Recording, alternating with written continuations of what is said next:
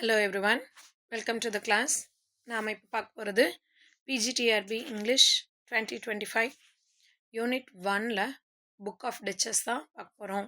So written by Geoffrey Chaucer. It is a small introduction to the topic. Geoffrey Chaucer, father of English poetry, father of English literature அப்படின்னு நம்ம யாரை சொல்கிறோம் அப்படின்னா Jafri Chaucer தான் சொல்கிறோம். So இவருடைய காலகட்டம் அப்படின்னு பார்த்தீங்கன்னா 1342 to 1400. ஸோ ஜாஃப்ரி சாசருடைய லைஃப் ஸ்பேன் என்ன அப்படின்னு பார்த்தீங்கன்னா 1342 to 1400. ஸோ இந்த இன் பிட்வீன் பீரியட் டைமில் இவர் எழுதியிருக்கக்கூடிய ஒரு வண்டர்ஃபுல் ஒர்க் தான் புக் ஆஃப் டச்சஸ். அதுக்கான இன்ட்ரொடக்ஷன் தான். ஸோ ஜெஃப்ரி சாசருடைய லைஃப் டைமில் எந்தெந்த கிங்ஸ் எல்லாம் ரெயினில் இருந்தாங்க, அவர் எந்தெந்த கிங்ஸ்க்கு கீழே ஒர்க் பண்ணார் அப்படின்னா Edward third, Richard second and Henry fourth. Edward third, Richard second and Henry fourth. So இவர் எழுதியிருக்கக்கூடிய இந்த புக் ஆஃப் டச்சஸ் எதை பற்றின ஒரு ஒர்க் அப்படின்னு பார்த்தீங்கன்னா it is the work that has the name book of Duchess or death of Blanche or the dream of Chaucer. இந்த 3 title இந்த ஒர்க்குக்கு இருக்குது. எப்படி கேட்டாலும் இது புக் ஆஃப் டச்சஸை தான் சொல்லுது. ஒன்று புக் ஆஃப் டச்சஸ்ன்னு சொல்லலாம், இல்லை டெத் ஆஃப் பிளான்ச்சின்னு சொல்லலாம், or the dream of Chaucer அப்படின்னு சொல்லலாம். ஸோ இந்த ஒர்க்கை எவ்வளோ இயர்ஸாக எழுதியிருக்காங்க அப்படின்னா 1368 to 1372 வரைக்கும் எழுதியிருக்காங்க. ஸோ 1368 to 1372 வரைக்கும் எழுதியிருக்காங்க.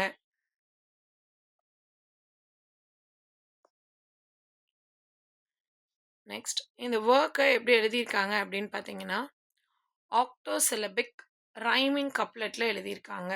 ஸோ சாசருடைய one of the deck. So இந்த டெக்னிக் என்ன அப்படின்னா ஆக்டோசிலபிக் ரைமிங் கப்லெட்டில் எழுதியிருக்காரு. ஹவு மெனி லைன்ஸ் அப்படின்னு பார்த்தீங்க அப்படின்னா 1334 லைன்ஸ். ஸோ ரொம்ப ரொம்ப முக்கியம்.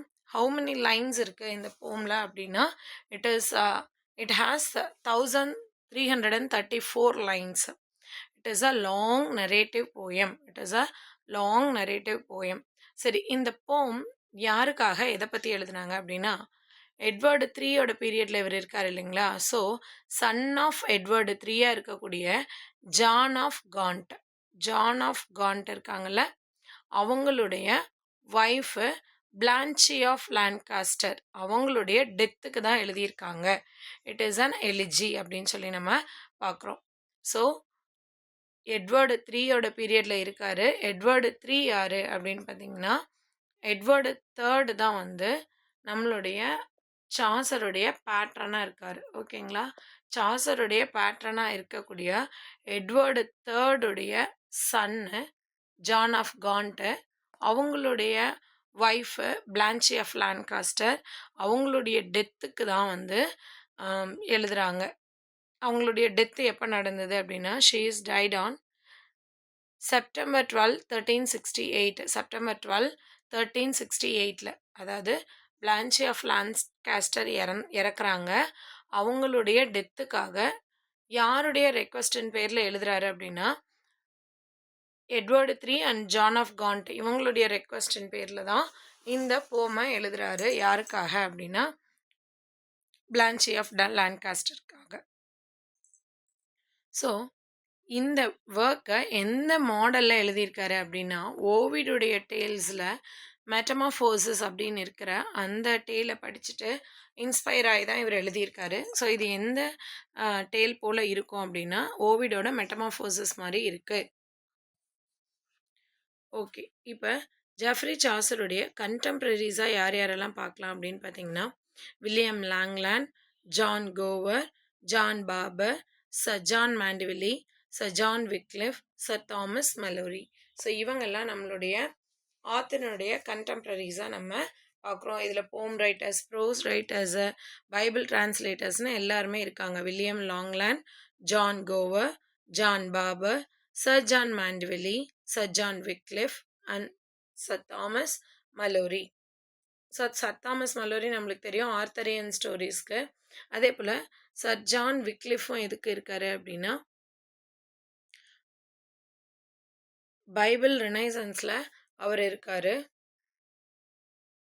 ஸோ இந்த பீரியடில் ஒரு முக்கியமானது நடக்குது என்ன அப்படின்னு பார்த்தீங்கன்னா 8th செஞ்சுரியில் வெனரபிள் பேட் அப்படிங்கிறவங்க the gospel of Saint John அதை வந்து ஓல்டு இங்கிலீஷ் ப்ரோஸ் அதை வந்து டிரான்ஸ்லேட் பண்ணுறாங்க அப்படின்னு சொல்லி பார்க்குறோம். வெனரபிள் பேடுடைய 8th செஞ்சுரியில் வெனரபிள் பேடுடைய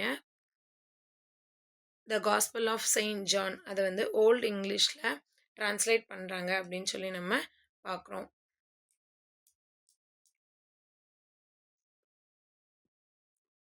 தென் நாம் இப்போ புக் ஆஃப் டச்சஸ் பார்க்கலாம்.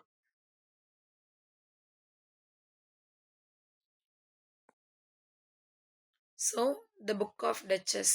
Book of Duchess it is a poem. எழுதியிருக்கிறது நம்மளுக்கு Jeffrey Chaucer.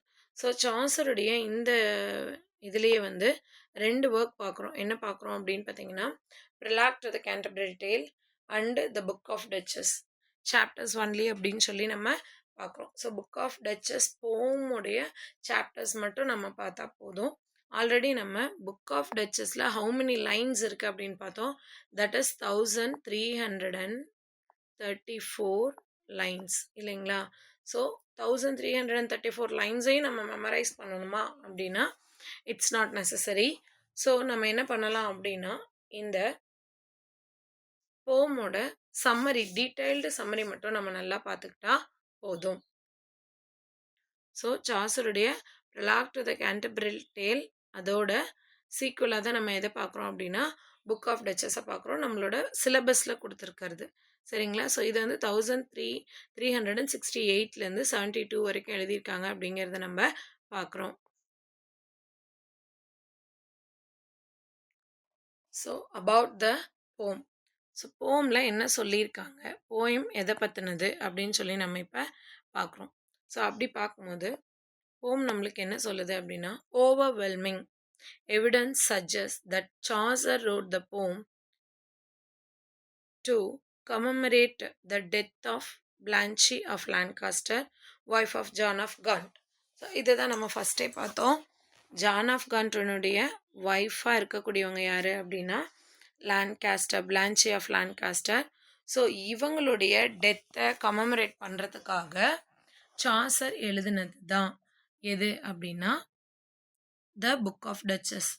The evidence includes handwritten notes from Elizabethan antiquary John Stow, indicating that the poem was written at John of Gaunt's request. So நம்ம பார்த்தோம் யாருடைய ரெக்வஸ்டில் எழுதியிருக்காங்க அப்படின்னா Edward தேர்டுடைய சன்னாக இருக்கக்கூடிய John of கான்டனுடைய ரெக்வஸ்டில் தான் வந்து இதை எழுதியிருக்காங்க அப்படின்னு சொல்லி நம்ம பார்க்குறோம். Next the book of Duchess is firstly in the genre of writing called poetry.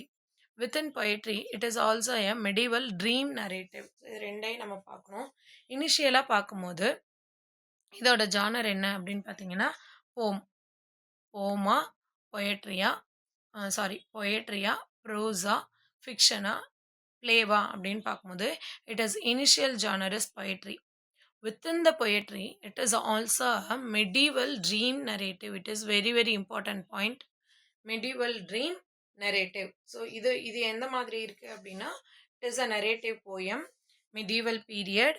அதுவும் இல்லாமல் இது ட்ரீமில் வர மாதிரி இருக்குது. ஸோ நம்ம த ட்ரீம் ஆஃப் சாசர் அப்படின்னு பார்த்தோம். அப்போ கண்டிப்பாக அதில் என்ன இருக்கும், ட்ரீமை பற்றின மெசேஜ் வந்து இருக்கும். ட்ரீமில் நடந்த மாதிரி இருக்கலாம், ட்ரீமை பற்றி சொல்லக்கூடியதாக இருக்கலாம், ட்ரீமில் வந்ததை அவங்க புக்காக எழுதியிருக்கலாம், பாட்டாக எழுதியிருக்கலாம். ஸோ இப்படி மிடீவல் ட்ரீம் நரேட்டிவ் ரொம்ப ரொம்ப முக்கியமான ஒரு point. This was a subgenre of poetry in a medieval period where there was a story of a dream meant to be interpreted by the audience. So இதில் சொல்லியிருக்கிறது ஸ்டோரி ஆஃப் அ ட்ரீமில் வந்த ஒரு ஸ்டோரியை இதில் சொல்லியிருக்காங்க. Then the book of Duchess is a longer poem compressed of 1334 lines. Each line is approximately 8 syllables. But some only have 7. So இந்த 8 syllable இருக்கக்கூடிய இதை தான் நம்ம என்ன சொன்னோம் அப்படின்னா ஆக்டோசிலபிக் கப்லெட் அப்படின்னு சொன்னோம். அதுலேயும் சம் லைன்ஸ் இன் 7 லைன்ஸ் அப்படின்னு சொல்லியிருக்காங்க. சம் லைன்ஸ் இன் 7 syllables அப்படின்னு சொல்லி சொல்லியிருக்காங்க.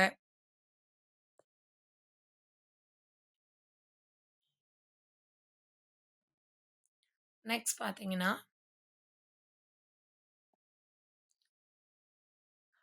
The Book of Duchess by Chaucer is a medieval dream narrative poem about the man who struggles to sleep and has grown apathetic with life. So இது ட்ரீம்னு சொல்லியாச்சு, சாசருடைய ட்ரீம்னு சொல்லியாச்சு. ஆனால் இன் within the poetry பொயட்ரியில் என்ன சொல்கிறாங்க அப்படின்னா த புக் ஆஃப் டச்சஸ் அப்படிங்கிறது ஒரு dream narrative poem தான்.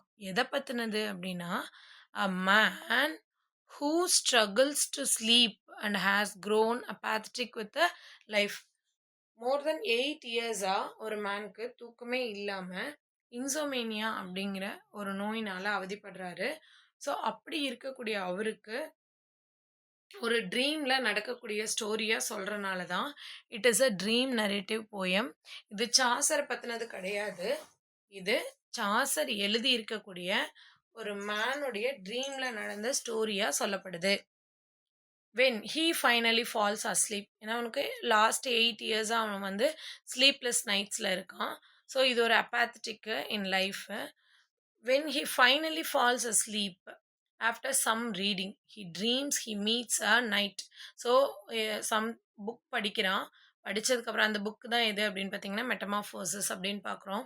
அந்த மெட்டமாஃபோசிஸ் படித்ததுக்கப்புறம் அவனுக்கு ஒரு கனவு வருது. அந்த கனவில் ஒரு நைட்டை மீட் பண்ணுறான். அந்த knight shares his life story to him. Tells the narrator he has lost the love of his life. அந்த ஸ்டோரியில் என்ன சொல்கிறான் அப்படின்னா அவனுடைய லேடி லவ்வாக இருக்கக்கூடிய ஒய்ஃபை எப்படி அவர் வந்து இழந்துட்டாரு அப்படிங்கிற கதையை சொல்கிறாரு. ஸோ இதுதான் நம்மளுடைய concept of the poem. The narrator wakes and relates to the reader that he is determined to talk about the dream in a poem. So அந்த தூங்கின மனுஷன் அ மேன் அவரே வந்து என்னவா தான் இருக்காரு, நரேட்டராக தான் இங்கே மாறுறாரு. சரிங்களா? ஸோ த நரேட்டர் வேக்ஸ், அந்த இன்சோமேனியால் அவதிப்பட்டவன் தான் இந்த ஸ்டோரியை நம்மளுக்கு சொல்கிறான். அதனால் he is a narrator of the story. Wakes and relays to the reader that he is determined to talk about the dream in the poem. அந்த ட்ரீமில் அந்த போம் பற்றி ட்ரீமில் வந்த ஸ்டோரியை போமாக எழுதணும் அப்படின்னு சொல்லி நினைக்கிறாங்க. Scholars debate why Chaucer wrote the book of Duchess. ஏன் சாசர் வந்து புக் ஆஃப் டச்சஸ் எழுதுனாங்க அப்படின்றத பற்றி ஸ்காலர்ஸ் வந்து பலவிதமாக சொல்கிறாங்க.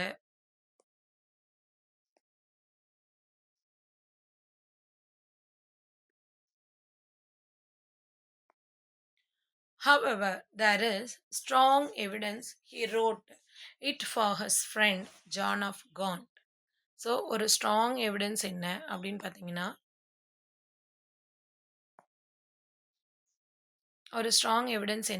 பார்த்தீங்கன்னா he wrote it for his friend John of Gaunt as a piece in memory of John of Gaunt's late wife Duchess of Blancy. இது ரொம்ப ரொம்ப ரொம்ப முக்கியமான ஒரு பாயிண்ட்டு. அதாவது எட்வர்டு தேர்டுடைய பையன் John of Gaunt. He is also a patron to Chaucer. சாசருடைய பேட்ரனாக இருக்கார். அவருடைய ஒய்ஃப் இருக்காங்க. யார்? ஜான் ஆஃப் காண்ட்டுடைய ஒய்ஃபு பிளான்சி ஆஃப் லான்காஸ்டர் இருக்காங்க. ஸோ அவங்க டியூ டு பிளேக்னால் இறந்து போயிடுறாங்க. 1368 இறந்து போயிடுறாங்க. அவங்களுடைய நினைவாக ஜான் ஆஃப் காண்ட்டுடைய ரெக்வஸ்ட் மூலியமாக சாசர் ஒரு லாங் நரேட்டிவ் போயம் எழுதுகிறாரு. அதுதான் நம்மளுக்கு கொடுக்கப்பட்டிருக்கிற புக் ஆஃப் டச்சஸ். ரொம்ப ரொம்ப ரொம்ப முக்கியமானது. ஸோ இதை நம்ம தெரிஞ்சுக்கிட்டோம் அப்படின்னா தான் நம்மளால் இந்த ஒர்க்கை அப்ரோச் பண்ண முடியும். சரி, அப்படி சாசர் இந்த ஒர்க்கை எந்த மாதிரி எழுதியிருக்காரு அப்படின்னு பார்த்தீங்கன்னா சாசர் எழுதியிருக்கிறது வந்து போம் தான், நரேட்டிவ் போம் தான். ஆனால் அந்த நரேட்டிவ் போமில் என்ன பண்ணியிருக்காரு அப்படின்னா ஒரு மேனு அவன் ரொம்ப நாளா தூங்காமயே இருக்கான். மோர் தென் 8 இயர்ஸா அவன் வந்து தூங்காம இருக்கான். அப்படி இருக்கக்கூடிய அந்த மனிதன் ஒரு நாள் அவனுடைய பெட்ல படுத்துக்கிட்டு ஒரு ஸ்டோரிய படிக்கிறான். அந்த ஸ்டோரிய படிச்சுட்டே அவன் அப்படியே தூங்கிடுறான். இன் ஹிஸ் ட்ரீம் அவன் வந்து ஒரு நைட்ட மீட் பண்றான். அந்த நைட்டு தன்னுடைய ஒய்ஃப எந்த அளவு லவ் பண்ணான் அப்படிங்கிறதையும், அவங்க இப்ப இறந்துட்டாங்க அப்படிங்கிறதையும், தாங்கிக்க முடியாத சோகத்துல இருக்கோம் அப்படிங்கிறதையும் அந்த நரேட்டர் கிட்ட சொல்றான். அந்த ட்ரீம்ல இருந்த மனுஷன் கிட்ட சொல்றான். ஸோ, அந்த சொல்லி முடிச்சதுக்கப்புறமா ட்ரீம் கலையுது. ட்ரீம்லேருந்து எழுந்த நரேட்டர் தன்னுடைய ட்ரீம்ல எதெல்லாம் பார்த்தாரோ, அத ஒரு போமா எழுதுறாரு. அந்த ஃபார்ம்ல தான் நம்மளுக்கு இந்த புக் ஆஃப் டச்சஸ குடுத்துருக்காங்க. ஸோ, நம்ம 2 விதமா எடுத்துக்கலாம். மேன் எடுத்துக்கலாம். இல்ல சாசர்ன்னு கூட நம்ம எடுத்துக்கலாம். ஸோ, அந்த இன்சோமேனியாவால இருந்தது. இல்ல தூங்காமயே இருந்த அந்த மனிதர் யாரு அப்டின்னா, நரேட்டர்ன்னு சில இடத்துல சொல்லுவாங்க. சில இடத்துல சாசர்ன்னு சொல்லுவாங்க. நம்மளுடைய கொஸ்டின்ல ஆப்ஷன்ஸ்க்கு ஏத்த மாரி நம்ம போட்டுக்கலாம். இன்கேஸ் அந்த நரேட்டர் யாரா வச்சுக்கலாம் அப்படின்னு நம்மளுக்கிட்ட ஒரு கொஸ்டின் கேட்டா, மே பி எ சாசர். சாசரா இருக்கலாம் அப்படின்னு தான் சொல்ல முடியுமே தவிர, அது சாசர் தான், சாசருக்கு வந்த ட்ரீம் தான் நம்ம சொல்ல முடியாது. ஆனா, இது எதுக்காக அப்படின்னா, இன் மெமரி ஆஃப் பிளான்ச்சி. பிளான்ச்சிக்காக இத எழுதியிருக்காங்க அப்படின்னு பார்க்குறோம். நெக்ஸ்ட்டு த புக் ஆஃப் டச்சஸ்ங்கிற ஸ்டோரியோட ஓவர்வியூவ நம்ம பார்க்கலாம். Future Vision Study Center, second floor, AVK Maruti Plaza, opposite Hotel Lakshmi Prakash, SKS Hospital Road, New Bus Stand, Salem 4. For contact 90420 30163 and web address www.futurevision.ias.com.